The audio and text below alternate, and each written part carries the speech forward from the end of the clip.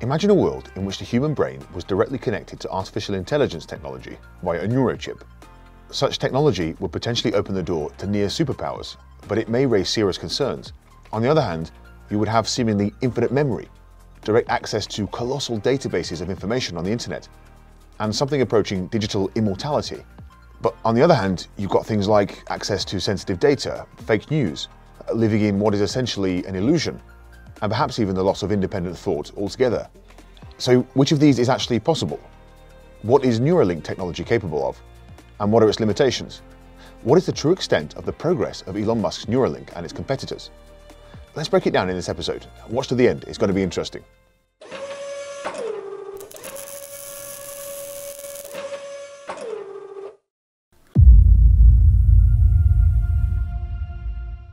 Hi everyone, my name is David and I'm the host of the PRO Robots channel.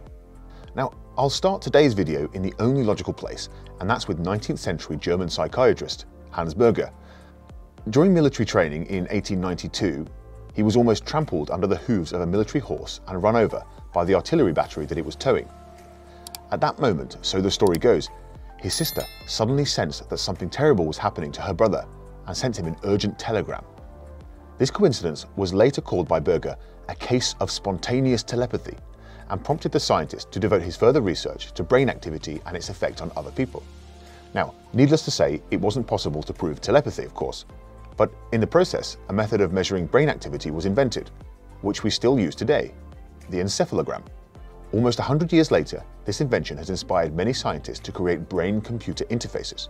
Broadly speaking, today there are two types of brain-computer interfaces: wearable devices and implantable devices. To understand the difference between the two, imagine a sports stadium during an intense game.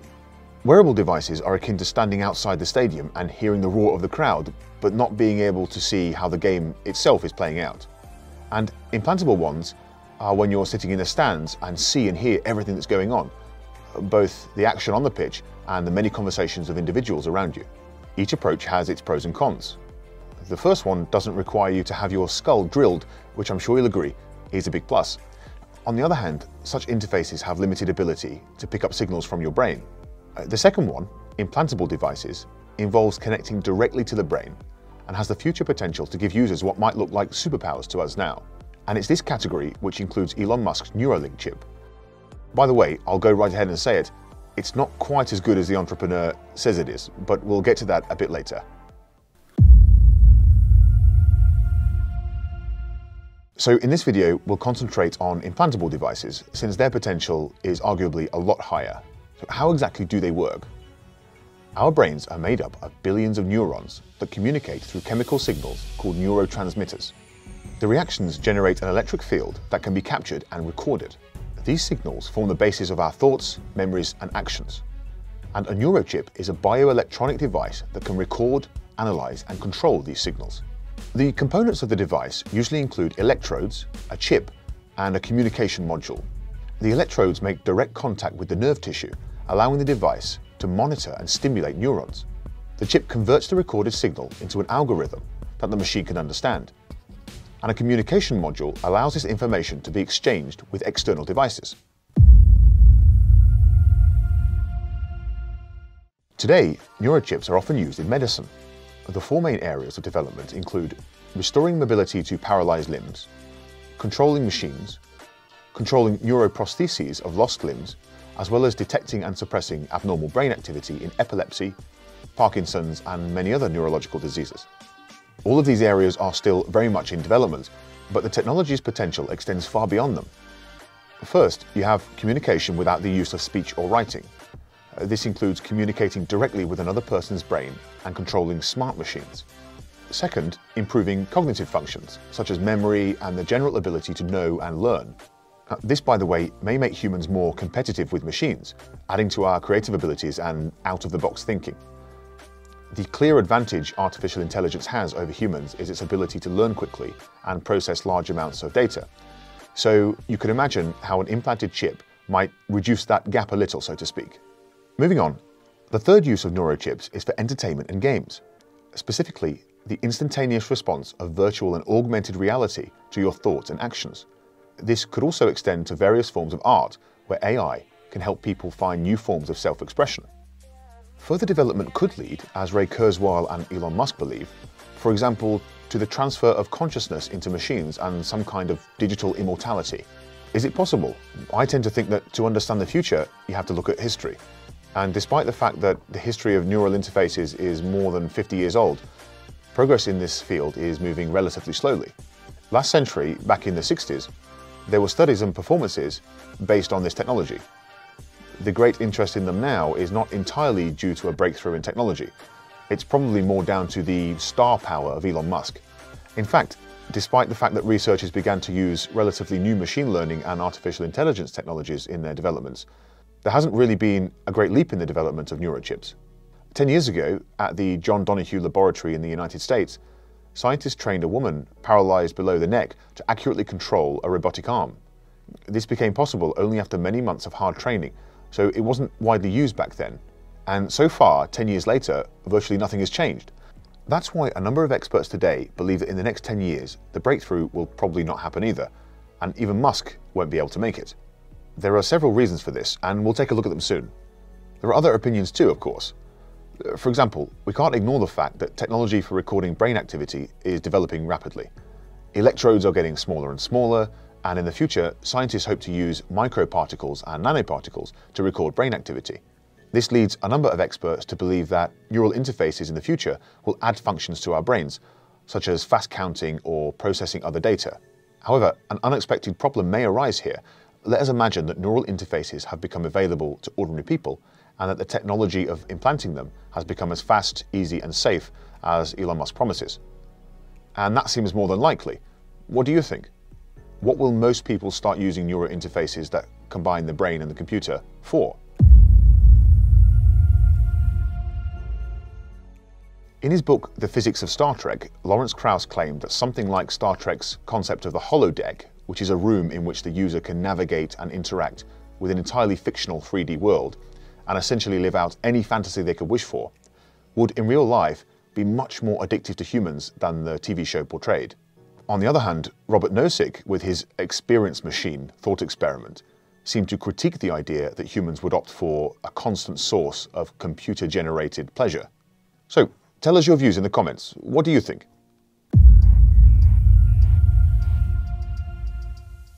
Moving on, how's Neuralink doing right now? Well, basically, Musk hasn't really invented anything new, but he has been able to improve the technology significantly. For example, he created a compact device that might not even be visible on your head, and in addition, it doesn't need wires running through the skin, which reduces the risk of infection at the implantation site. His company has also developed the thinnest, flexible wires, and a robot that can quickly and very precisely implant them into the living brain. To achieve such a result, the Neuralink team had to solve a number of problems. For example, they had to create thin filaments made of thin films and polymers that are compatible with brain tissue and not subject to corrosion, and also to develop innovative methods of assembly and sealing of each device component to make the chip made of biocompatible materials completely leak-proof. This reduces its size and ensures long-term trouble-free operation. You can see all the details of the technology in the video at the link in the description. Since then, unfortunately, the company's progress has pretty much stood still. There's still no commercial product, and human testing has not been allowed at the company. Moreover, the speed at which Musk is forcing scientists to work at Neuralink has allegedly led to increased mortality in animals being tested. And this has led to an investigation of the company by the relevant authorities in the United States. In addition, the company has suspiciously few scientific papers, which also causes skepticism in the scientific community. Much of the faith in the success of Neuralink rests entirely on the unique personality of Elon Musk himself, who has already been able to prove that he can implement his ideas. At the same time, the chip may remain applicable only for medical purposes, since, for all his other statements and promises, the technology is clearly not yet ready. It's likely that such things as transferring consciousness into a computer will prove impossible for our generation or even for the next.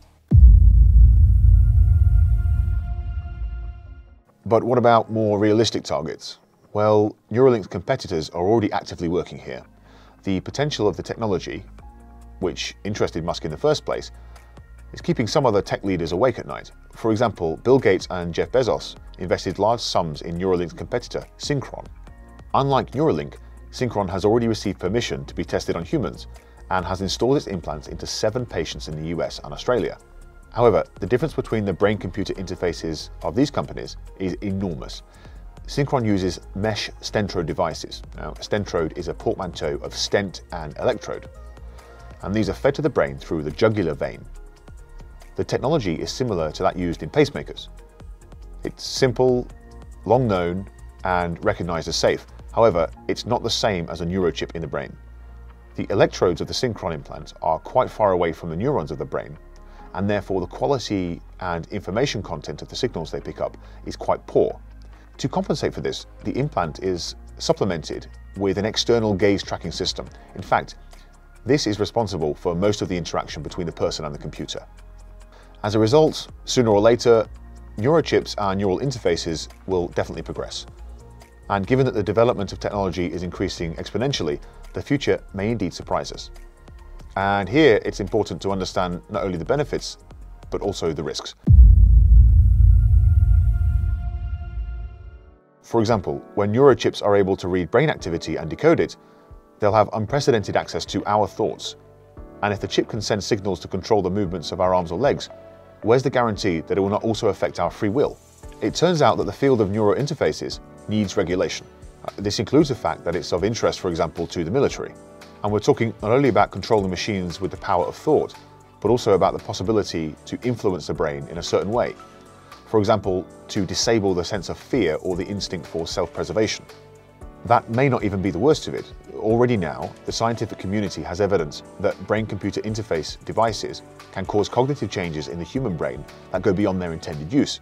For example, there have been documented cases in which chips have altered people's identities or contributed to preconceptions about their own abilities. For example, one elderly woman is said to have tried to lift a pool table, being fully confident that she could do it.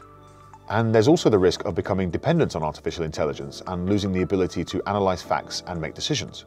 In short, connecting the human brain to artificial intelligence technology via a neurochip could lead to a new era of humanity. But this technology still has a very long way to go, and people will have to create a separate set of laws and rules for their application. So will there actually be a demand for them?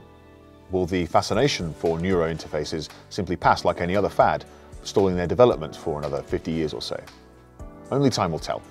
It's quite possible that connecting the brain to a machine will remain in demand exclusively in the medical field, because the safety and usefulness of such interaction with machines for healthy people has yet to be proven. What do you think? What does the future hold for neuro interfaces?